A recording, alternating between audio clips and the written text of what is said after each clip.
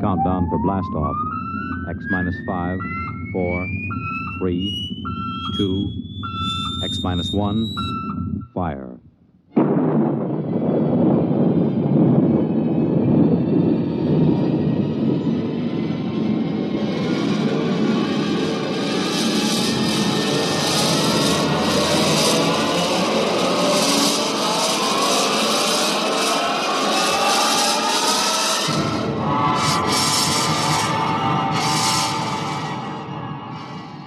From the far horizons of the unknown come transcribed tales of new dimensions in time and space. These are stories of the future, adventures in which you'll live in a million, could be years, on 1,000 maybe worlds. The National Broadcasting Company, in cooperation with Galaxy Science Fiction Magazine, presents X minus 1.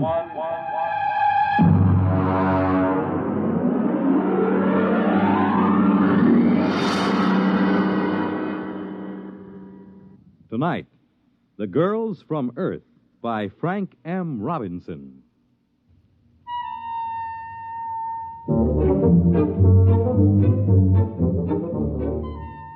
Mike McDonald is the name. Firm of Beagle and McDonald, Interplanetary Promotions, number 1 Park Avenue, New York. Drop in sometime. Brand new offices. Had them decorated by one of the biggest guys in the business. You know, it's hard to believe that only 6 months ago, me and Charlie Beagle, my associate, were stranded in a one-tank mining town on Mars. Let me tell you about it. Here comes the waiter. Play it cool. Yeah, but we got no dough. Play it cool, I said. Gentlemen, I'll have the sirloin. one sirloin. Earth or Martian? Well, what's the difference? Well, the Earth sirloin's from genuine steers, $24 a pound. The Martian sirloin's from the domestic sloofer, $2. Charlie, you ever tasted sloofer? We'll have the domestic. Very good. A beverage? Johnny coffee? We ran out of coffee in 1997. Haven't been able to get any. Try the muggle juice. Muggle juice? It's a Martian vegetable. Has a pleasant narcotic effect. You better make it whiskey. Whiskey? That we got. Fine. My friend will have the same. Yes, sir. Mike, would you mind telling me how we're going to pay for this sloofer steak? Relax. I'm thinking. And even more important, how are we going to get out of this burg? Charlie, what we need is a mark. A mark? A sucker. And if I'm not mistaken, this little guy with the glasses coming in now is just what we're looking for. Pardon me, sir. My friend and I are just in from Earth, and we don't know much about the customs here. I wonder if you'd be good enough to let us buy you dinner and tell us something about the town. Why, that's very kind of you. You needn't buy me dinner, though. After all, you're the guests here. Well, that's very nice of you. Do join us. Thank you. My name is Henry Mortensen. I'm geologist for the Interplanetary Mining Company. Mike McDonald and my friend Charlie Beagle. How do you do? Oh, pleasure. You say you're just in from Earth? Yes, that's right. Charlie and I are interested in uranium. Just sort of snooping around to see if there's a decent investment up here. Oh, I see. You'll forgive me. It's not much of a town, really. No, I don't suppose it is. After all, you take 20,000 men and plunk them down in the desert like this, and you can't expect much. 20,000 men. No tomatoes? Sir? Tomatoes. Girls. Girls. Oh, I'd almost forgotten what the word meant. No, you see, the Colonization Board hasn't been very successful in persuading Earth women to migrate here. There are a few female Saturnians, the four-armed variety, but aside from that... Well, what do the boys do for relaxation? Well, being a geologist, I'm naturally interested in rock formations. For relaxation? A great many of the men indulge in gambling, and of course there are limp phrases every glib day. Glib day? We have a 9-day week here on Mars. Oh. Tell me, Mr. Mortensen. Henry. Tell me, Henry, don't the boys get lonesome for the sight of a woman? Well, it is a problem. The men sign up for 9-year hitches. Most of them have forgotten what a woman looks like. Mm-hmm. Do most of these men plan to stay here? I suppose if they had families, they might. The pay is good, and I suspect most of them had their reasons for leaving Earth. I see. Well, how about yourself? Suppose you found the right woman, which in this case would be just about any woman. Oh, I'm very particular. Oh, I mean any woman who met your rigid specifications. Would you stay? You mean get married? Yeah, that's the bit. Well, of course, it's out of the question. No woman has ever showed the slightest interest in me. Well, suppose one agreed to marry you in advance, and she met all your specifications. Well, I've always wanted a family, yes, I suppose I'd marry. That's very admirable. Very, very admirable. Here's the waiter with our dinner. Slooper steak, gentlemen. Good luck with it.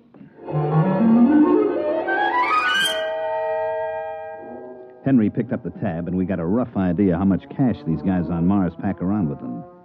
Enough to choke a galactic telescope is about all. We thanked the little guy and sat around until he left. Then I went to work.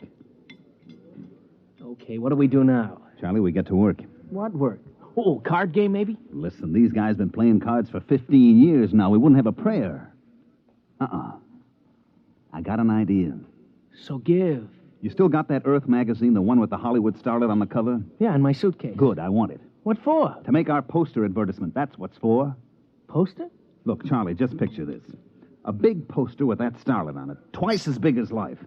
And underneath, this slogan, I'm coming from Earth to you. Huh? Then down in the corner, just this little notice. Applications will be accepted at Beagle and McDonald Agency. Oh, it's great. But what is it? What is it? Just the most colossal promotion scheme ever devised by man, that's all. But what are you promoting? The easiest thing in the world to promote. And the hardest. Marriage. Marriage? Look at it this way, Charlie boy. Here on Mars, we have 20,000 strong Earthmen with but a single thought. Dames. Exactly. And on Earth, we have 20 million single dames with but a thought. Husbands. So? Oh, how you going to do it? All right, now we get this poster made. We put it up. We take applications. $100 a head plus the cost of transportation. We get the $100. Then we leave. But first we deliver the girl. Oh, it's a natural. A natural, Charlie. It's colossal. What's 20,000 times 100? $2 million. Wow, that's our profit. Wait a minute. What? How are we going to line up 20,000 girls and convince them to come up to this desert? I'm working on that. Come on, we got to find a printer to make our poster. What do we use for dough? You huck your watch. Come on, let's go.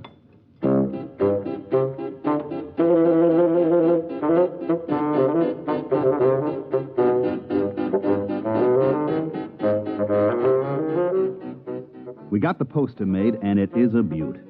The artist threw in some extra fullness in the lips and stuck a glass of champagne in one hand. The next step was to rent a little field tent right outside the mining camp. We stuck the poster in front of it and waited for the guys to get through work. Hey, Tom. Hey, dig this. What do you say we sign up? What for? Well, whatever they're selling inside. Oh, I don't know. Well, come on. What do we got to lose? You gentlemen interested in matrimony? Marriage? That's what we're selling, boys.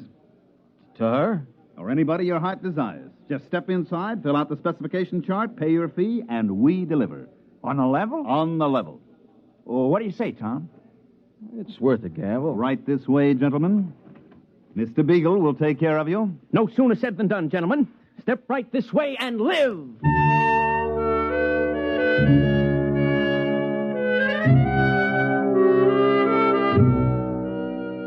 At the end of the first day, we had deposits amounting to about $15,000. By the third day, we had to beat them off with clubs. Everybody had a dream girl, and we were guaranteeing delivery. 40,000, 50,000, 60,000 bucks. Oh, Mike, what do you say we skip out on the first space freight? What are you, nuts? There's another million coming here, and my name isn't Mike McDonald. Oh, yeah, incidentally. Yeah. Have you figured out a way to deliver on this swindle? Naturally. You have? Of course. Oh. We just go down to Earth and put up a different poster. Guaranteed husbands. Every one of them an Adonis. What happens when they arrive? We get lynched? Look, while these ladies are en route to Mars, you and me are en route to Earth. Get it? Yeah.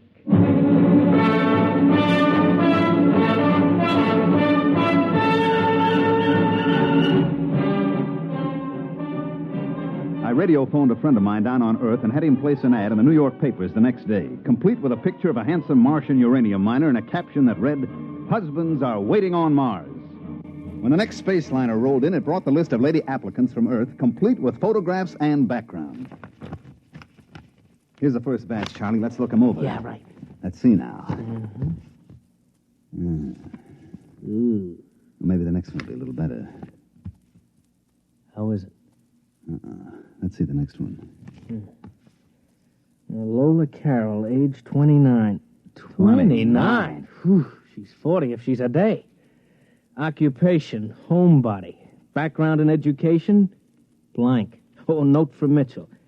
Says she did 4 years at a reformatory for shoplifting, and she's currently on parole. Let's see this one. Wanda Baker. Age 35, occupation gymnastic instructor, State College.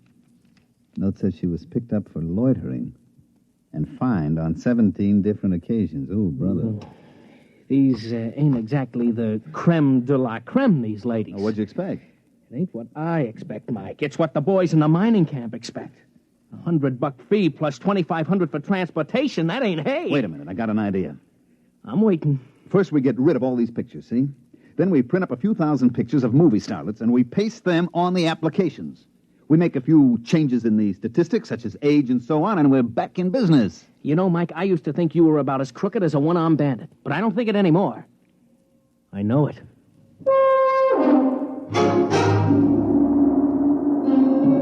So we spent the next few nights pasting up pictures and changing age 38 to age 28 and so on. It was easy.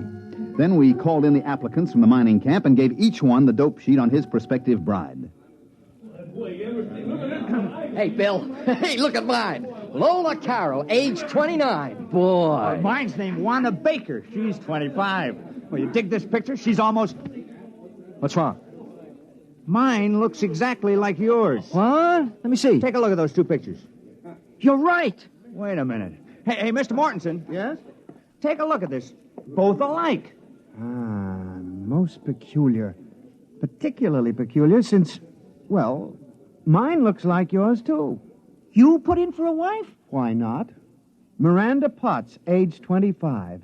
A former lady wrestling coach. But the pictures puzzle me. I think maybe these guys are trying to pull a fast one. You may be right at that. Come, gentlemen, let's pay a visit to our benefactors, Mr. McDonald and Mr. Beagle.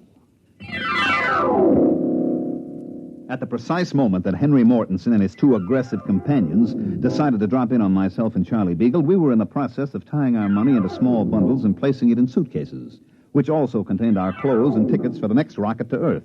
It was very embarrassing. Oh, yes, gentlemen? We would like a word with you, Mr. McDonald. Well, Mr. Beagle and I are a little busy. I'm afraid it'll have to wait. Oh, what seems to be the problem? Just the three of us have the picture of the same girl clipped to our applications. Really? Well, let's have a look. Right here.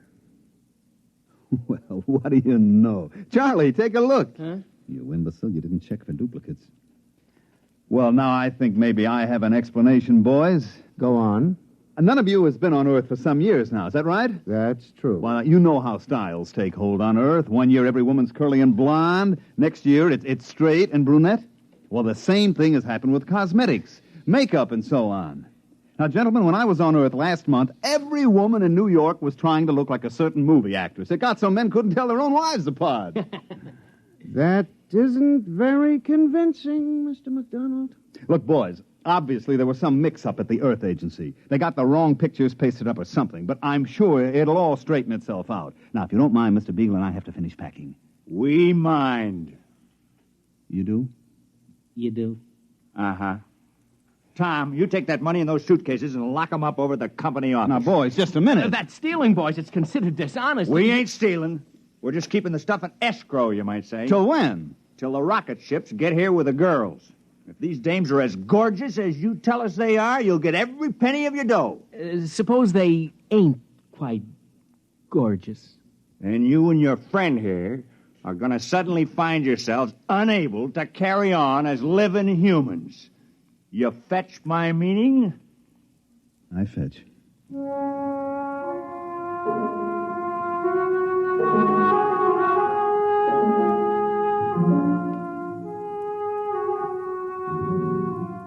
Well, this caused a small dilemma in me and my partner, Beagle. The problem was easy to state. We had sold these guys on the idea that they were engaged to be wedded to an assortment of lovely, desirable, attractive young girls from Earth. The contingent from Earth, on the other hand, was made up mainly of frustrated, lonely women and a goodly portion of female criminal types. The problem was how to convince these boys that they were not getting cheated. That's enough, Charlie. Now, the problem is how to convince everybody that he ain't getting cheated, right? Oh, you're a master of summing up a problem. Now how about solving it? Just Give me some time. Look, the rocket fleet from Earth arrives here tomorrow morning at 9 o'clock. 20,000 very strong miners will be assembled at the rocket port waiting. True. So? Pour me a little more of that muggle juice. No. Muggle juice. We could get them all drunk on muggle juice, mass hypnotize them. I'm dreaming. So what do we do? I could make a speech, appeal to their better selves, say these poor, unfortunate women need love and affection, something they've never had. Uh-huh. How about makeup? Maybe we could hire a cosmetic man to make them up to look like the pictures. Sure. Or we could say that it's all a big mistake. We got the wrong shipment. Or we could kill ourselves. No need for that, Charlie. That's going to be done for us. Yeah, that's what I figure. Well, it's been a short life and a merry one. Drink up, Charlie. For tomorrow we die.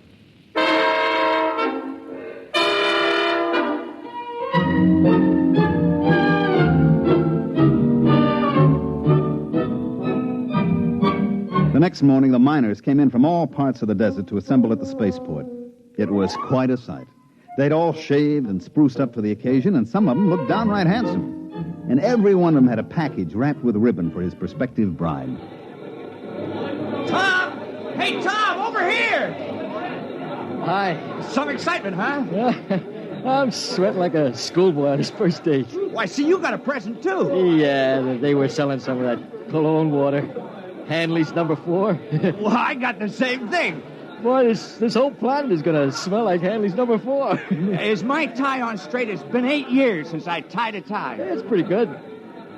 Boy, everybody is nervous as a cat. You know, I took a look at myself in the mirror this morning. It was quite an experience. I just stood there looking. And then I said to myself, Bill, you're a slob. You couldn't get a girl on Earth. And if you're lucky, maybe the one who's coming today won't go back on the first ship. I was thinking the same thing. You suppose they'll be as glamorous as those 2 crooks told us? You know what? I hope not. I just wouldn't feel right bringing a real cultured, glamorous creature to that tar paper shack over near mine number 6. I was thinking the same thing. Hey, there's Mortensen. Boy, he looks like he's going to the radiation chamber. Good morning, gentlemen. Hi. Well, it shouldn't be long now. We ought to sight the first ship any minute. Fellow down at number 3 mine was trying to get out of it. He was so sure his girl'd be disappointed. Well, maybe they won't expect so much. Oh, here it comes! Here it comes! Attention, all men waiting to receive wives. The Earth-Mars convoy, Operation Big Date, is approaching the landing area. Please stand behind the fire screen until the ships are all landed. And good luck.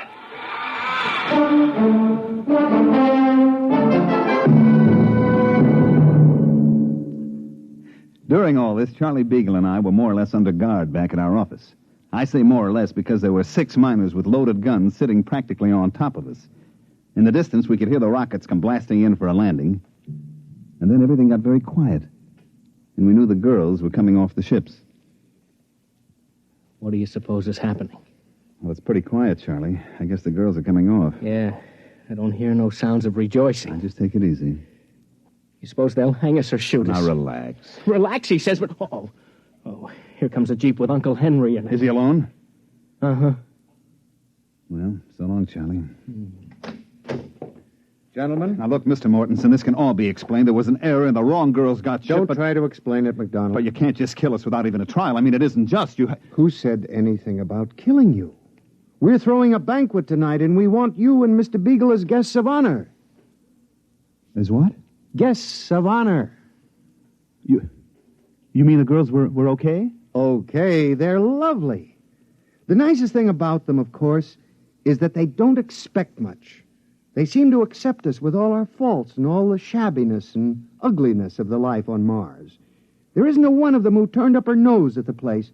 They seem thankful just to be here. And the guys, they all feel okay about it? Okay, they're like a bunch of kids. There isn't a one of them who wasn't scared breathless that he'd have some sophisticated glamour girl on his hands. No, sir. These are down-to-earth women who had it tough on Earth, and they figure to find some happiness here if it's humanly possible. Yeah, but how did the boys like the way they shape up? Charlie. I mean, there might be some that seemed a little older than the applications. You know how clerical errors can be made. Well, gentlemen, when you've been living on Mars for 15 years without having seen even a single Earth woman, you kind of lose the standards that Hollywood sets for us. As far as I and the other men are concerned, they're gorgeous.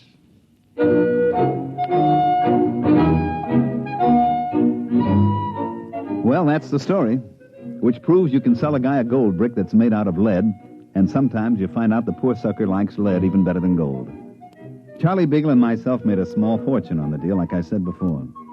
I made a trip back to Mars last month just to satisfy my curiosity, and you know what? I never saw a happier bunch of people in all my life. Hey, by the way, Henry Mortensen and the lady wrestler are having a kid. They're going to call it Mike if it's a boy, and Michelle if it's a girl.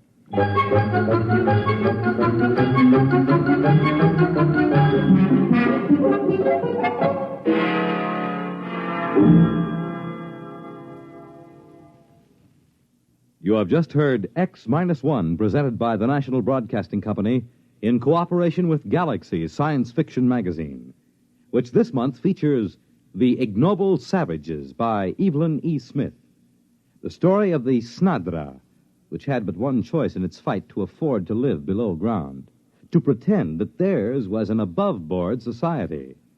Galaxy Magazine, on your newsstand today. Tonight, X-1 has brought you The Girls from Earth, a story from the pages of Galaxy written by Frank M. Robinson and adapted for radio by George Lefferts.